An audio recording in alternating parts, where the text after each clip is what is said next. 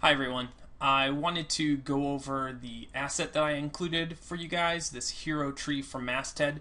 So this is the tree from the Masthead image that I created. I wanted to kind of walk you through this scene and show you what I've included for you guys and some of the, I don't know, quote unquote goodies that are in this file that you can take advantage of.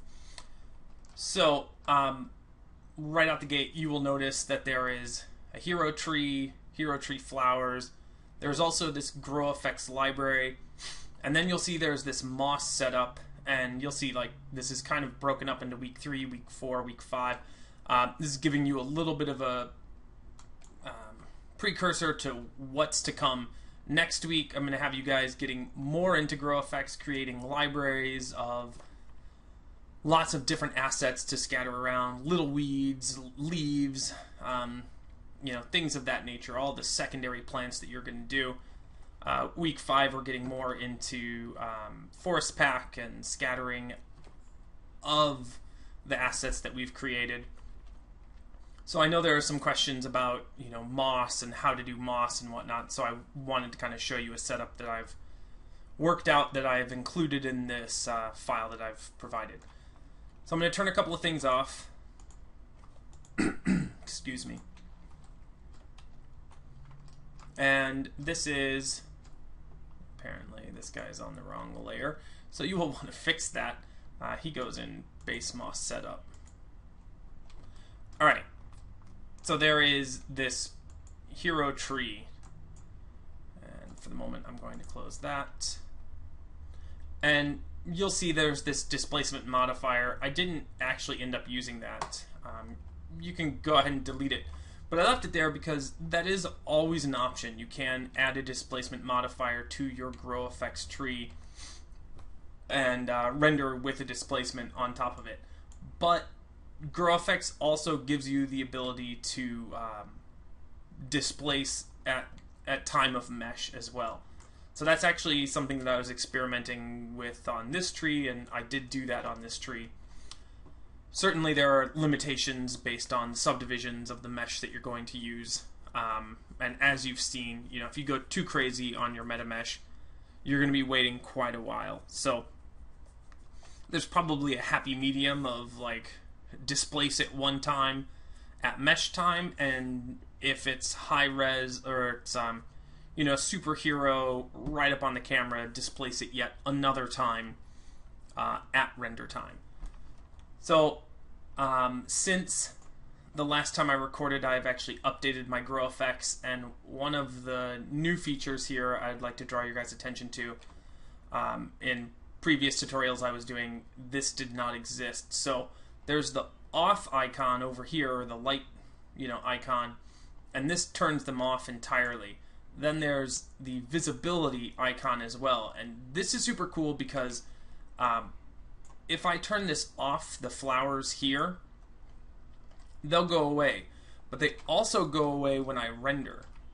Now, if I leave them on and I turn this off, the visibility, they go away in viewport, so my viewport performance is enhanced, but they still render.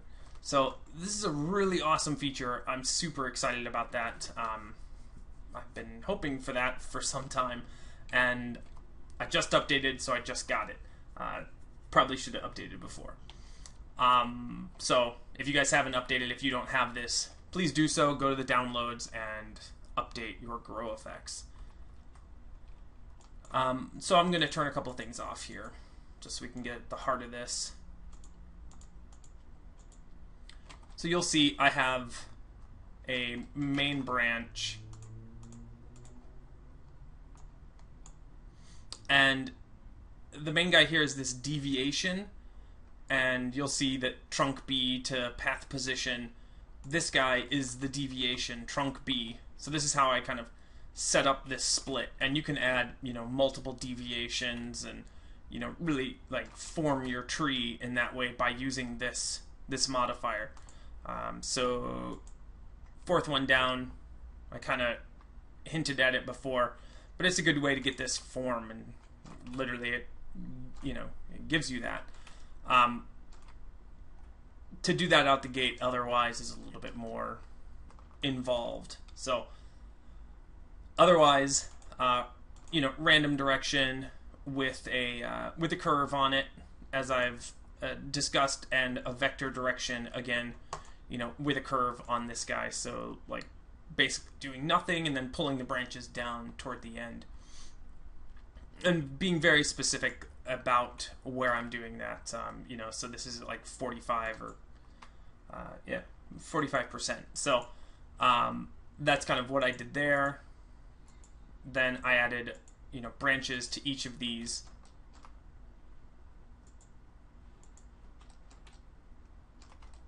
And for some reason, branches TA are not turning on. Let's see why. They're parented to trunk A. Oh, they are. They're super dark. So one thing I really haven't talked too much about are, these like colors. You can go over here to the wire color and you can tweak the color of that. Now branches TA are much more visible. And then you'll see that, so I made branches TA, so this is child of A and child of B, and then I made this branches. And as I've talked about, you can make any of these path point distributors, have multiple parents. Then we did twigs and twigs B. So that's like, here's my first start to the twigs, and then I gave it a whole lot more twigs for leaf birthing, and this particular tree had a bunch of flowers on it as well. So then I birthed, the leaves off of that. I wound up not actually using this bark layer. It was more of an experiment, and I'll talk about that. So then I also birthed these flowers, and if you come into my mesh builder at this point, everything else is pretty standard. I know I'm not going over like my direction modifiers or anything, because if you look at these guys, it's pretty standard stuff. Random direction, a vector with a curve, random direction, yet again a vector with a curve. I kind of rinse and repeat these things. They really give me the results that I want. So that's kind of, I go with that a lot. The big difference though here being, one, that I use this instance mesh here. This is the IG mesh. This is an instanced mesh for the flowers. And the other thing I did here on the trunk, I used meta mesh for trunk A and trunk B. And I actually wound up going a cylinder mesh with the secondary branches. So really what I wanted for trunk A and trunk B was to define this region here and not get like the one cylinder and the other cylinder jutting in and that looking like crap relationship. So now you might ask, why not do a GrowFX system within this system that has flowers and stuff like that? And the answer is simple. I tried it, but the memory footprint for it was so insanely high that I couldn't render it. And what I found was that making a secondary, so you'll see I've got this GrowFX flowers mesh B, C. This is, I'm sure, supposed to be named A, and I screwed that up.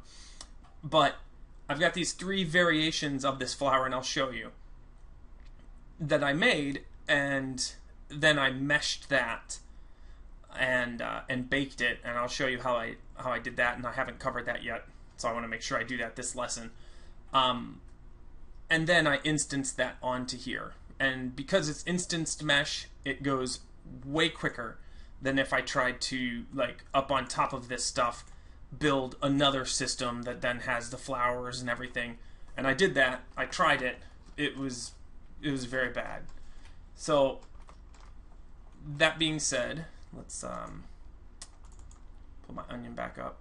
I should really make a button for this. All right. So if I come over here, turn off my library.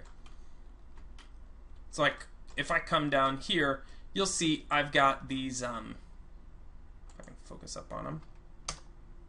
Of course. There we go.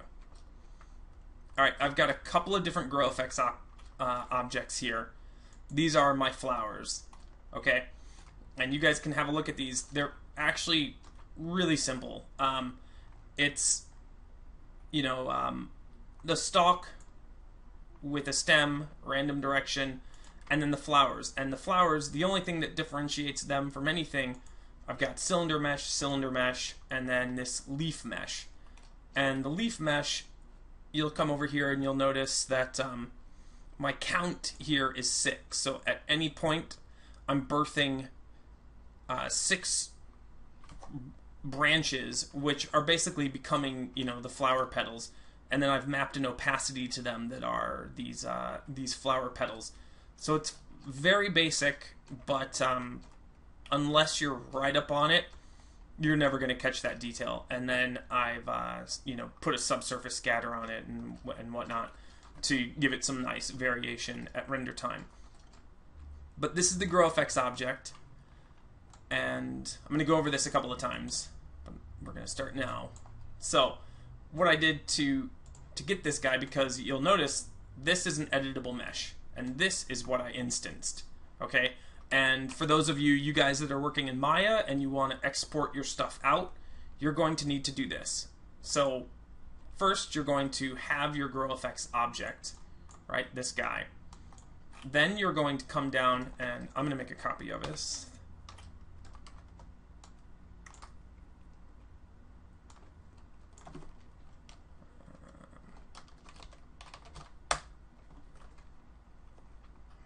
All right. Then you will come into your preferences parameter, and by default this convert to mesh is going to be unchecked, and you're going to want to convert that to mesh. A couple other things these are some new options, and I'm not a huge fan of them, but some of you guys might start to get this as you start to make some more high-res trees, these density limits and alarm limits.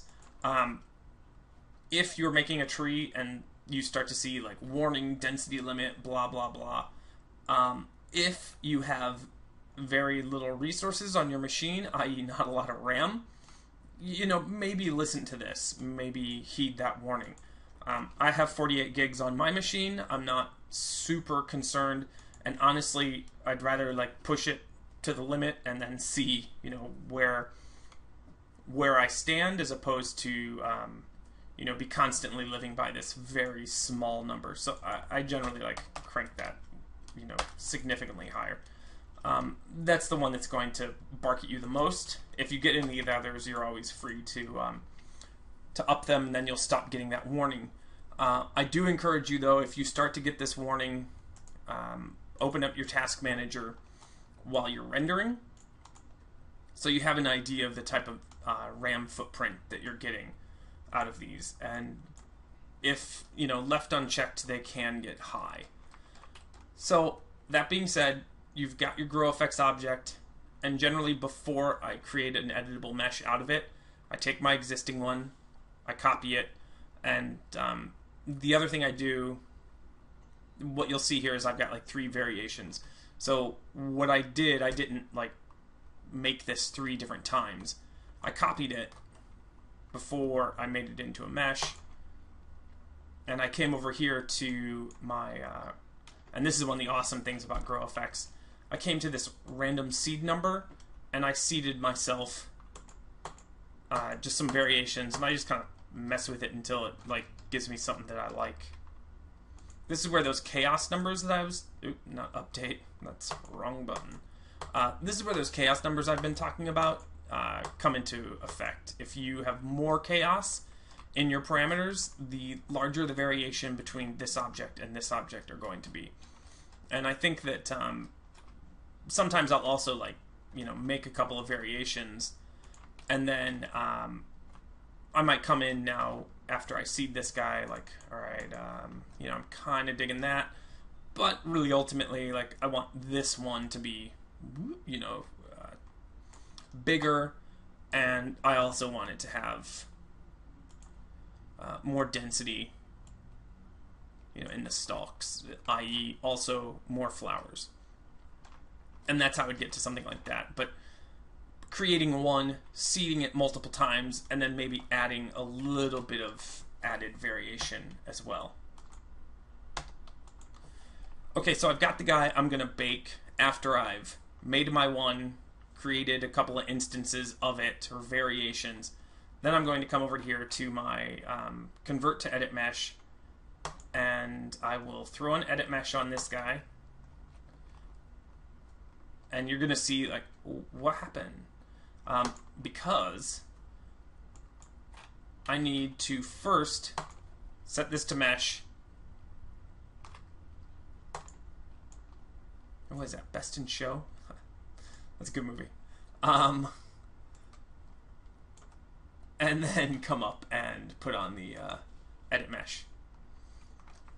So now I still have the GrowFX. I'm retaining that, and I've got an edit mesh. And ultimately, you are going to just collapse this guy. And you obviously convert to edit mesh or come up here and collapse too. Either way is going to get you the same result. And now you have this GrowFX object as a editable mesh object. The other thing you'll notice is I got into some vertex color stuff here along the path using vertex color to make these guys darker down here and lighter up there. I'll get into that. So that would be making the editable mesh. So if you wanted to do something like this, let's say you had tall grasses and you want to put flowers on them and all this stuff, and you're going to make a whole ton of them, or it's a ton of flowers on it, I would first try the grass with a flower system built into it. If you find your memory is being consumed by putting all these flowers in it, then you can go to a system like this where you bake it as a couple different options and then instance those options onto your mesh. So that would be the flowers. You'll also see I made myself a little petal off of that, and that I use that in the particle system. I think I actually made a couple of variations of that, but really, I take this guy, copy him, and they're great because they still retain all of their elements, and so I can edit, invert, delete all those. Now I have another petal, and then make a variation with forest pack, and you've got shader color variation, stuff like that. Again, we will get into that. I want you guys to be thinking forward though, so I want to start you thinking about that stuff.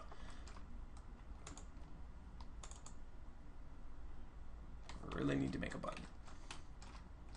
Alright. So that's the flowers.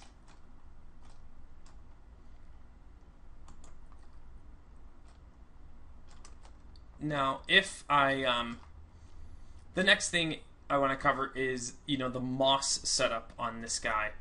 So, I have my plant, and if you wanted to create, like, you have your tree and you want to create some moss and other stuff on it, you obviously don't want to generate moss on your leaves and other stuff. So generally what I do is I will copy my tree, right? Take this guy, copy him over.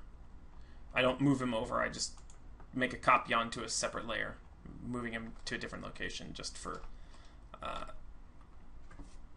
the instructive, for course reasons. So I would move him over and then, or put him on a different layer. And it's this baked tree. I already have this layer, but I want to show you how I got to this layer. And I would turn off everything except for what I want the moss to be growing on. And be realistic about this stuff. Are you really going to see, alright, I'm going to bake, like, all of this stuff down as well, all of these little branches, because really honestly, like, once you start to put twigs and leaves and all this stuff, you're just not going to see that. More than likely not. So be realistic, be honest with yourself. more than likely where you're going to pick up like moss and things like that is like on the trunk and, you know, lower down and in like maybe some major joint areas. Okay, so once I've done that, then just like I did before, I would come down here, make sure that I've got convert to mesh selected. I would turn mesh on, and in this instance it's a meta mesh, so we're going to get this converting mesh, you know, meta mesh dialog that you're all familiar with at this point.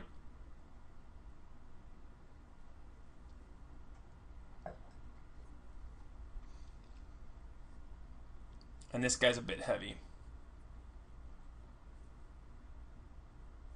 But you do this one time, and maybe before you do it, you optimize your face size or something. I didn't in this case, and I think I pro-optimized it after the fact because I'm using a displacement on my mesh. And I should show that actually, the map for that. I meant to. And you get the idea. I don't need to let this guy do it because I'll show you the end result. Okay, so this is my meta mesh displaced mesh. And this guy I can delete because he already exists on this useful baked tree. And yeah, I did. I pro-optimized this guy when I was done, and then collapsed that down. So because it's moss and you're not really going to see that, oh, that one crack, it like really went into that crack. Again, it's like, you know, be realistic. That's hot, whatever that is up there. So in order to do that displacing though, if I come back to this guy, let's go to the trunk. Under your mesh builder, meta mesh, right by where the UV mapping and everything, you have this surface displace map. And in here you can put a map and you can set a displace size and all of that, and you can dial this. And once you get into meta mesh mode, I recommend turning everything off, testing it in like a small area, or even just like build a very small, you know, piece here next to it and test, you know, these settings and the map and the UV settings, all of that stuff. Let's see what I wound up here. So I wound up with something, you know, less than, you know, kind of what I've been talking about as far as 6 to 8 feet. I did a 4-foot mapping on this guy, displaced it at 1 inch, and I have this map in here with a color correction, and I can open it. Let's see.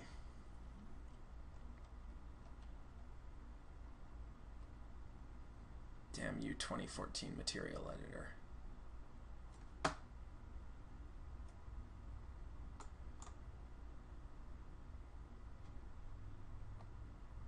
Really have nothing good to say about that thing. Bane of my existence. Okay, so what we've got, V-Ray HDRI. It was a image with color, so he's at a 0.454, and then I desaturated it and just contrasted the hell out of it to get, you know, kind of a look that I wanted, and then displaced that. And it was really, it's not like I was trying to get like all of that bark detail on that meta mesh, but what I was trying to get was some surface regularity, so that if I did displace additionally up on top of that, it really, you know, helps to break up those edges and that silhouette. And that's generally what I use this for. It's not about, I'm not trying to displace the bark on that mesh.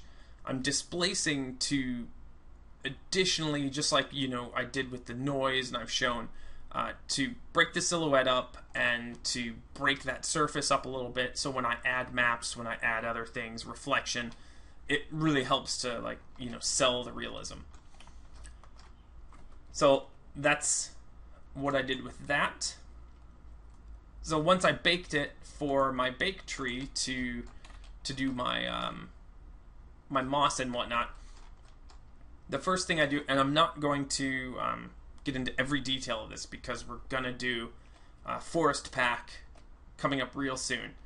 But first, I do this base moss setup. And what is this? This is literally a sphere that I put a noise on and just kind of crushed and whatever. And then I forest packed it up onto this guy one time, right? And just distributed by surface normals and stuff like that to create this kind of like clumping effect. And, you know, moss doesn't just like grow on the surface. You get these areas where it's kind of like collected and mounded and whatever, and you get these irregularities. And if you just like grow up on top of your bark or your rock, and I do the exact same thing when I do a rock, it just doesn't look believable to me. So I like to first start with something like this, where I get like these lumpy, you know, shitty bits, and this is not really what you see, but that's why I call it my base setup. And then additionally on top of that, then I forest pack on that and this branch. So what you don't do is try to forest pack directly on your GrowFX object. One, because it's not a mesh. Two, because it's super high res and it would yield bad results. You'd be waiting and whatever. You want all of this stuff to be like super speedy, super fast. So bake it and then, you know, you can create this mesh system. So what is this? There's a license forest pack, but no authorized. What the hell? Ugh. Lame. Apparently, I screwed up my licensing. I think this has to do with my my motherboard. Me frying my motherboard. All my licensing on my computer has just gone like totally haywire. So I need to reauthorize that. Awesome. At any rate, what I built this with is this GrowFX library. So this is not only the plants in the scene, but I also use this as like little weedy bits and stuff like that. Guys like this, this like weed bee, and even this, like, I think this is weed A. I'm very creative with my names. I know they look like really big, and you're like, that's not moss. But you take something like this and you scale it way down, and you give like a variation in size and color and groupings, like I'm going to show down the road, where like moss, you'll have like kind of a clump of one color or a clump of another color. You can make something like a bush that you built in your scene look like moss pretty damn quick. So I encourage you guys, look at these little plants that I built. Here's these are a couple of ferns. This is like kind of wall drooping dudes. Here I used the global vector guy, knowing that it's going to scatter and I want it on the surface. It's a vertical wall, you know, vertical being i.e. that way. I built them so they were drooping in a fashion that when I scattered them on the wall, they're going to be hanging down. So that's why these guys, you know, granted, sitting here, they look funky, but you distribute them on a wall and you get that, like, dragged kind of, like, water's been going over them, and, you know, they're all kind of crappy looking. But you can see, generally, I'll create, like, 3 variations of a plant, and then I also create, like, a smaller version of that plant, and then smaller variations of that. So, like, between this, like 6 guys here, you can get a ton of variation with shader variation with GrowFX or Forest Pack. You really get a lot done with minimal effort. So that's a small library that I've included. This forest template layer, you need that. Forest Pack uses that. Otherwise, I think that covers the flowers, the weeds, the little library. You guys should all look at this. Anybody doing, ferns? I've done, this is kind of my lower res fern. And let's get to that. Why do I say that? What are you? Yes. Yes, this is my lower res fern. When I do a high res fern, if you're looking at these, if you're looking at this, you'll see this Patho 1. So I've done a couple of hero ferns that, like the camera is like right up on it. They're moving and, like racking the focal length, the focus of the camera and whatnot. I will do something that resembles this, that's got like leaves all the way down, like super high res. These guys, I think like my hero one's like 12 million polys. So I don't recommend you do that though for like, this guy's gonna be way the hell back there. Don't do that, okay? What you should do is something more like this. And you'll see I've got these. And you're not going to get these alphas. Obviously, this is all mapped to my drive. If you really must, let me know. I'll send them over. But I'm assuming you guys, you can go and get some alphas. This is some fern, or I don't even remember what. I think it's a fern that I, found probably on CG textures. Map that onto there, and that gives me all those little, secondary branches. So then when this thing is, mid-ground, even fairly foreground, it will hold up like that. If, like I said, the camera is right up on this guy, then I'll build that hero guy or use one of my hero guys. But that's on a case-by-case basis. Don't build your whole library like assuming I'm making hero plants.